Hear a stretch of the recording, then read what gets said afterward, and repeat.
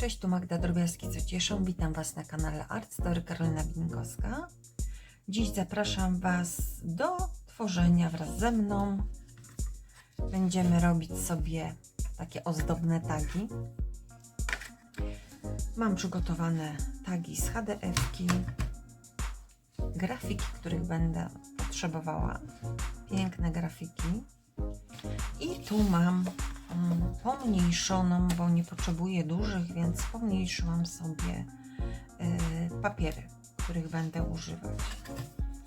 Starczy mi dosłownie tyle, więc wydrukowałam sobie na jednej stronie obydwa. Myślę, że zaczniemy przede wszystkim od tagów, czyli docięcia papierów i pomalowania to, co jest nam potrzebne.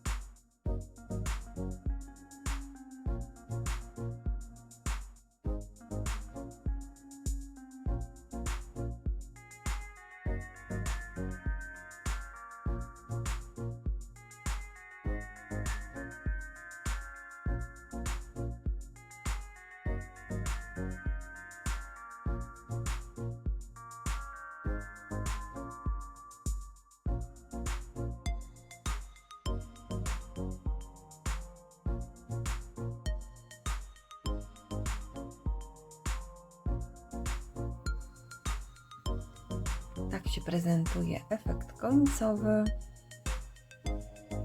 Mamy dwa tagi złączone ze sobą. Dołożyłam kokardeczkę. Użyłam złoceń tutaj do tej ramki, żeby nie była taka jednolita. Troszeczkę się tutaj błyszczy. No i cudowne grafiki steampunkowe w kolorze niebieskim, które tutaj robią całą robotę. Mam nadzieję, że Wam się podoba. No i zachęcam do tworzenia. Jeśli zrobicie coś podobnego, to koniecznie pochwalcie się na kreatywnej drużynie. Będzie mi bardzo miło. A dzisiaj to już wszystko, co chciałam Wam pokazać. I już serdecznie zapraszam do kolejnych filmów. Trzymajcie się, pa!